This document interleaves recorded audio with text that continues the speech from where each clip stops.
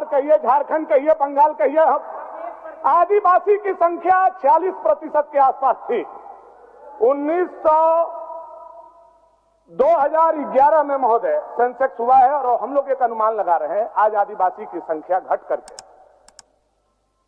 लगभग 26% तो 11 के हिसाब से है, अभी 22 या 23% तक आ गई है। हमारे मुख्यमंत्री आदिवासी के पुरोधा हैं, विश्व गुरु के पुत्र हैं, जिन्होंने आदिवासियों के संरक्षण के लिए जल जंगल जमीन के लिए लड़ाई लड़ा। क्या मैं जान सकता हूं कि आदिवासी कहां चलते जा रहे हैं? क्या हो रहा है झारखंड के आदिवासियों के साथ? क्यों हमारे आदिवासियों की संख्या घट रही है, लगातार घट रही है? इससे यह बात पता चलता है, और खास करके संथाल में महोदय, एक संथाल के 5 जिलों को उठा करके देख लीजिए। अगर आप राजनीति करते हैं, इंसानियत आपके अंदर है, कलेजा पर हाथ रख करके आप अपने कलेजा से पूछिए कि वहां आदिवासियों की संख्या घट रही है और मुसलमानों की संख्या बढ़ रही है, तो क्या उसमें बांग्लादेशियों का हाथ है या नहीं है? यह केवल अपने आप से आप पूछ लीजिए। और जब आप अपने आप से पूछिएगा तो मुझे लगता है आपका ईश्वर, आपका अल्लाह आकर के आपके सामने खड़ा हो जाएगा और कहेगा कि आदिवासी की संख्या घट रही है, वह बांग्लादेशियों के चलते घट रही है और इरफान अंसारी जैसे संरक्षण के चलते घट रही है महोदय, जिसके चलते लगातार बांग्लादेशी हमारे यहाँ हमारी बेटी, हमारी बेटी के ऊपर हमला कर रहे हैं महोदय। इरफान अंसारी का नाम स्पष्ट कर दीजिए। चलिए बोलिए महोदय, लगातार हमारी जनसंख्या घट रही है, मुसलमानों की संख्या बढ़ती जा रही है, और आने वाला समय में आप देखते रहिएगा मुख्यमंत्री जी, आप मुख्यमंत्री रहे, कोई मुख्यमंत्री रहे, जिस तरह से आदिवासी घटते जा रहे हैं, आने वाला समय में आदिवासी खोजना पड़ेगा आपको, खोजना पड़ेगा आपको। अगर नहीं चाहते झारखंड के, एक सेकंड भानु जी, नहीं चाहते तो खोजना पड़ेगा आपको आदिवासी। बोलिए।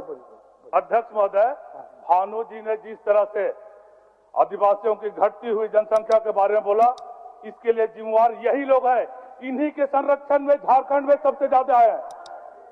आप देख लीजिए, आपके मतदाता कौन है, रांची देख लीजिए, आप ही के लोग आप ही के संरक्षण में आ रहे हैं। अध्यक्ष महोदय, आदिवासियों का जनसंख्या घटा नहीं है, बाहर से लोगों को ला कर यहाँ बसाकर घटाया गया, और लाने वाले कौन है? यही भानु जी जैसे लोग हैं, इन्हीं के साइड के लोग ने लाया है। अध्यक्ष महोदय, जब बांग्लादेशी की बात आती है तो इरफान जी खड़े हो जाते हैं। कहाँ खड़ा हुआ? नहीं खड़ा हुआ ना, कई बार खड़े हो गए। नहीं, अभी हमारे फादर खड़े हो गए, अभी हमारे फादर खड़े हो गए। महोदय क्या है महोदय, क्या एक आदिवासी, मेरा भी मूल आदिवासी का है, मैं डीएनए देने के लिए तैयार हूं। मूल आदिवासी का है, मूलवासी का है, मेरा डीएनए लेकर के चेक कर लीजिए। आज आदिवासी की घटती हुई संख्या सबके लिए चिंता का विषय है, राजनीति का विषय नहीं होना चाहिए। और जब यह विषय हम बोलते हैं तो क्यों आप लोगों को तिरमिरी होता है, क्यों तकलीफ होती है आप लोगों को? क्या मेरा हक नहीं है आदिवासी पर बोलने का?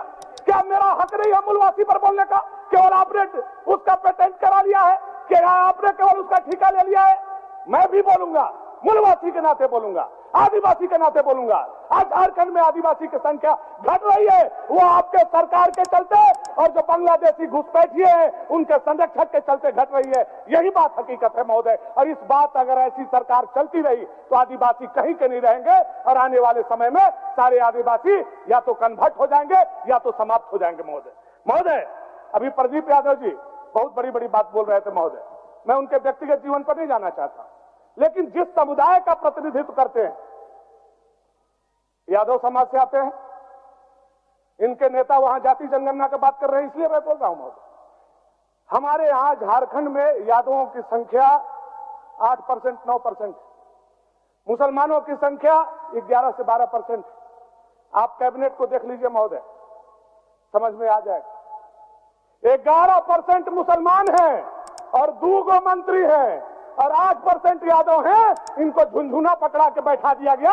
यही चमचाई करने में आपके साथ पिछड़ों के साथ अन्याय हो रहा है झारखंड में। चलिए आज पिछड़ों की संख्या कैबिनेट में क्या है महोदय? और 2 मंत्री हैं। 3 मिनट बस खत्म करें, खत्म कर। पिछड़ों की संख्या क्या है कैबिनेट में महोदय? पिछड़ों की 2 संख्या है।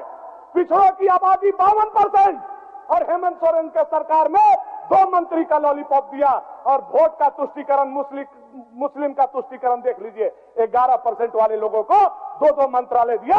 यह हेमंत सरकार का मुस्लिम तुष्टीकरण है महोदय, और यह बताने के लिए काफी है महोदय।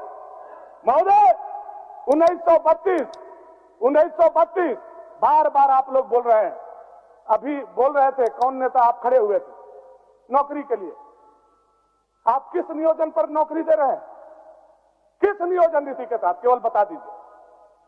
मुझे लगता है 2016 का भी दे रहे हैं कि 2024 के नियोजन नीति से दे रहे हैं, ये आप तय कर लें।